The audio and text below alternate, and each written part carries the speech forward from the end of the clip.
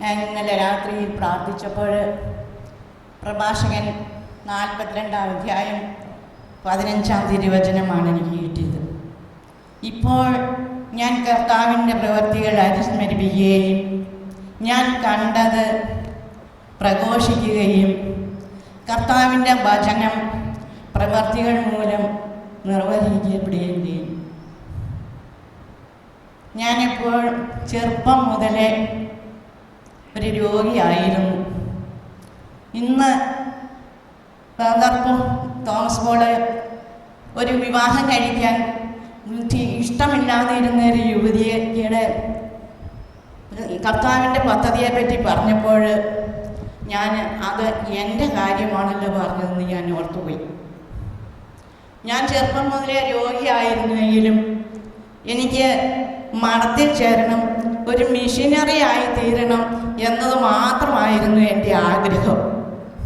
അങ്ങനെ ഇരിക്കെ എൻ്റെ 14-ാമത്തെ വയസ്സിൽ ഞാൻ രോഗിയായിട്ട് എനിക്ക് കിടക്കയിൽ നിന്നും എഴുന്നേൽക്കുക പോലും പറ്റുകയില്ലാതെ ഇരിക്കുന്ന അവസരത്തിൽ എന്നെ ഈശോ ഒരു സ്വപ്നം കാണിച്ചു.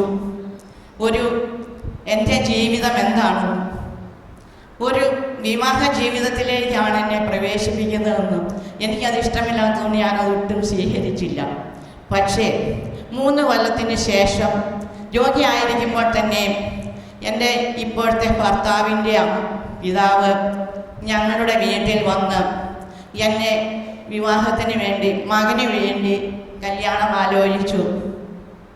ഞാൻ സ്വപ്നം കാണുന്ന ഈ അവസരത്തിൽ അദ്ദേഹം ഇടവകയിലെ കപ്പ്യാരായിരുന്നു. എൻ്റെ വിവാഹത്തിന് അദ്ദേഹം 1.5 മാസത്തോളം എന്നും രാവിലെ ഞങ്ങൾ കാണുന്നത് അദ്ദേഹത്തെ ആയിരുന്നു. എൻ്റെ മാതാപിതാക്കൾ എനിക്ക് എന്നെ കല്യാണം കഴിച്ചു കൊടുക്കാമെന്ന് സമ്മതിക്കുന്നത് വരെ അദ്ദേഹം വന്നുകൊണ്ടിരുന്നു. എൻ്റെ ചാച്ചനും അമ്മച്ചിയും പറയും, എൻ്റെ കൊച്ചേട്ടന് ഭ്രാന്തുണ്ടോ, ഇവൾക്ക് സ്വന്തമായിട്ടൊരു കഞ്ഞി വെക്കാൻ പോലും പറ്റുകയില്ല, അതിന് ആരോഗ്യവുമില്ല, പിന്നെ എന്തിനിങ്ങനെ നിർബന്ധിക്കുന്നു എന്ന് ചോദിച്ചു. അപ്പോൾ അതൊക്കെ ദൈവം നടത്തിത്തരും, ഞങ്ങൾക്ക് ആളുകളൊന്നും അധികം ഇല്ല എന്നൊക്കെ പറഞ്ഞിരുന്നു. പക്ഷേ ഇന്ന് സ്വർഗസ്ഥനായ പിതാവെ ചൊല്ലിയപ്പോഴും ബ്രദറിൻ്റെ ആ ക്ലാസ്സിലൂടെയും എനിക്ക് പൂർണ്ണമായും ഞാൻ മനസ്സിലാക്കി, ഞാൻ ആഗ്രഹിച്ചതും കർത്താവിൻ്റെ ഇഷ്ടവും കൂടിക്കലർന്ന് എന്നെ വിവാഹ ജീവിതത്തിലേക്ക് പ്രവേശിപ്പിക്കുകയായിരുന്നു എന്ന്. ഞാൻ രോഗിയാണെങ്കിലും ഒരു അമ്മയില്ലാത്ത 6 മക്കളും പിതാവുമുള്ള ഒരു ഭവനത്തിലേക്ക് എന്നെ കടത്തിക്കൊണ്ടുവന്നു. ഞാൻ വീട്ടിൽ വരുമ്പം ഞാനും ഭർത്താവും പിതാവും മാത്രമേ ഉള്ളൂ.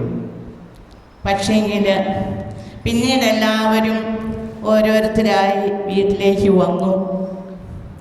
ആ വിവാഹ ജീവിതത്തിൽ ഞാൻ എന്താഗ്രഹിച്ചു, ഞാനൊരു മിഷനറി ആകുവാൻ ആഗ്രഹിച്ചു.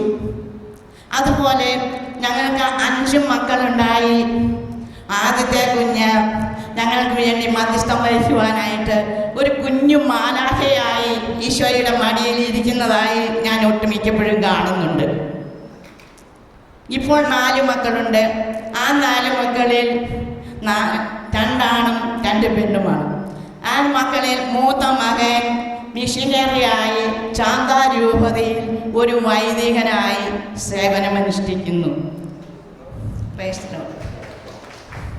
വീണ്ടും ഞാൻ ഒരു മിഷനറിയായി ചേർന്നതിന് ശേഷം എനിക്ക് അനേകം ആത്മാക്കളെ നേടണം. കൊച്ചുത്രസ്യ പുണ്യവതിയുടെ ജീവിതമാണ് ഞാൻ ചെറുപ്പം മുതലേ അഭ്യസിച്ചു പോകുന്നതും ആഗ്രഹിച്ചതും ഇഷ്ടപ്പെട്ടതും. അതുകൊണ്ട് ഞാനിങ്ങനെ എൻ്റെ ഭർത്താവിൻ്റെ പിതാവ് എപ്പോഴും പറയും, മകളെ, ഒരു ആത്മാവിനെയെങ്കിലും നമുക്ക് ഈശോയ്ക്ക് വേണ്ടി നേടാനൊത്തെങ്കിൽ അത് ഏറ്റവും വലിയ ഒരു ദൈവാനുഗ്രഹമാണെന്ന്. അതുകൊണ്ട് മോൾ തന്നെ ഇവിടെ ഇരിക്കുമ്പോൾ എപ്പോഴും പ്രാർത്ഥിക്കണം. എൻ്റെ ഭർത്താവ് അന്നത്ര നല്ലവനൊന്നും ആയിരുന്നില്ല. എന്നിട്ട് പറഞ്ഞു, ഒരു സ്ത്രീക്ക് കർത്താവ് കഴിഞ്ഞാൽ ഭർത്താവാണ്. ഒരു ഭർത്താവിനെ മാനസാന്തരത്തിലേക്ക് കൊണ്ടുവരണമെങ്കിൽ ആ ഭാര്യയുടെ കൂടി പ്രാർത്ഥനയും ഉപവാസവും ഒന്നുകൊണ്ട് മാത്രമേ സാധിക്കുകയുള്ളൂ എന്ന് പറഞ്ഞിരുന്നു. അതും ഞാൻ ശിരസ വഹിച്ചു. 23 വർഷത്തിന് ശേഷം എനിക്ക് വിവാഹം കഴിച്ചത് എനിക്ക് ഓർക്കാൻ പോലും വയ്യ. എപ്പോഴും കരയും. ആ 23ാമത്തെ വർഷം 1990 ഏപ്രിൽ 7-ാം തീയതി ഒരു ദർശനത്തിലൂടെ എന്നെ കർത്താവ് ആ ദുഃഖം എടുത്തു മാറ്റിക്കൊണ്ട് എന്നെ സന്തോഷത്തിൻ്റെ പാരമ്യത്തിലേക്ക് ഉയർത്തി. അതിനുശേഷം എൻ്റെ ഭർത്താവ് ഞാൻ എങ്ങനെ ആഗ്രഹിച്ചോ അതുപോലെ ദൈവസന്നദ്ധിയിൽ ഞങ്ങൾക്ക് 2 പേർക്കും ഒരുപോലെ ശുശ്രൂഷ ചെയ്യുവാൻ ദൈവം അനുവദിക്കുന്നു. അതിനിടയിൽ ഞങ്ങളുടെ 4 മക്കളിൽ ഒരുവൾ എല്ലാവർക്കും പറയാൻ മടിയുള്ള കാര്യമാണ്. എന്നാലും ഞാനിവിടെ ഞങ്ങളുടെ ഇടവകയിൽ നിന്നും വന്നിട്ടുള്ളവരും എന്നെ അറിയാവുന്ന പലരും ഇവിടെ ഉള്ളത് കൊണ്ട് ഞാൻ സത്യം പറയുകയാണ്. ഞങ്ങളിലുള്ള ഏറ്റവും ഇളയ മകളെ, ഏറ്റവും നല്ലതായി ഞങ്ങൾ വളർത്തിക്കൊണ്ടുവന്ന മകളെ ഞങ്ങളുടെ അയൽവക്കത്തെ കാക്ക കൊണ്ടുപോയി. അതിനെ വിട്ടുകൊടുക്കുകയില്ല എന്ന് ഞാനൊരു ശഠ്യം പിടിച്ചു. ഞാൻ ദൈവസന്നദ്ധിയിൽ പ്രാർത്ഥിച്ചു. മുറ്റത്ത് മുട്ടിന്മേൽ നിന്ന് രാത്രി കാലങ്ങളിൽ മുഴുവൻ കൈവിരിച്ച് പിടിച്ചു നിന്ന് പ്രാർത്ഥിച്ച് 145ാമത്തെ ദിവസം ആ കാക്കയിൽ നിന്നും കർത്താവ് ഞങ്ങൾക്ക് അവളെ തിരിച്ചു തന്നു. ആ കൊണ്ടുപോയ അതിൻ്റെ പേരിൽ ഞാൻ ഒരുപാട് പരാതികളും ആചാദികളും മാനസിക വിഷമങ്ങളും ജീവിതം തന്നെ നശിക്കുവാനുള്ള നൈരാശ്യം വരെ എത്തുകയുണ്ടായി. അപ്പോഴെല്ലാം ഞാൻ പ്രാർത്ഥിച്ചുകൊണ്ടിരുന്നു, കർത്താവേ, ഇത് നീ എല്ലാവർക്കും ഒരു അടയാളമായി വെളിപ്പെടുത്തി കൊടുക്കണമേ. ഞങ്ങളെ ഉപദ്രവിച്ചവരെ കർത്താവെ, രക്തസ്രാവക്കാരി സ്ത്രീ അങ്ങയുടെ വസ്ത്രത്തിൻ്റെ വിളിമ്പിൽ തൊട്ടപ്പോൾ ആ സ്ത്രീയുടെ രോഗം വിട്ടു മാറിയെങ്കിൽ ഞങ്ങളെ വേദനിപ്പിച്ചത്, ഞങ്ങളെ സങ്കടപ്പെടുത്തിയവരുടെ ഈശോയെ നീ അവർക്കൊരു അനുഭവം കാണിച്ചു കൊടുത്തുകൊണ്ട് അവരെ നിൻ്റേതാക്കി മാറ്റണമേ എന്ന് പ്രാർത്ഥിച്ചുകൊണ്ടിരുന്നു.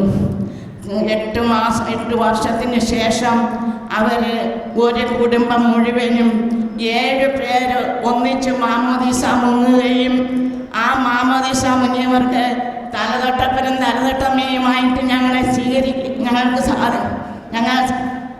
തലതൊടുകയും അവരുടെ ക്രിസ്തീയമായ വിവാഹം കഴിക്കുന്നതിന് അവർക്ക് സാക്ഷിയായി നിൽക്കുവാനും ദൈവം ഞങ്ങളെ അനുവദിച്ചു. Praise the Lord. ഇനിയും കുറച്ച് കാര്യം നിങ്ങൾ വിഷമം ചെയ്യുന്നില്ല. അതുകൊണ്ട് ഞാൻ ഇത്രയും നിർത്തുന്നു. ഇത്രയും ദൈവം തന്ന അനുഗ്രഹത്തിന് ദൈവത്തിന് നന്ദി പറഞ്ഞുകൊണ്ട് ഈശോ